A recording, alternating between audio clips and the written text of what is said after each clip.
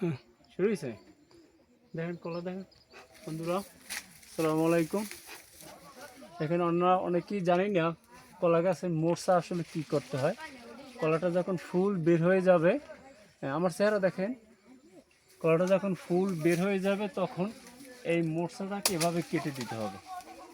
কারণ এই মোর্চাটা যদি আমরা না কাটি তাহলে কলাটা ভালো ফলবে না। আমরা অনেকেই জানি না, এই জন্য মোর্চাটা আমরা অলসতা করে কাটি না। মোর্চা কিন্তু একটু ভালো জিনিস, এটা চাইলে আপনি খেতেও পারেন তরকারি হিসেবে।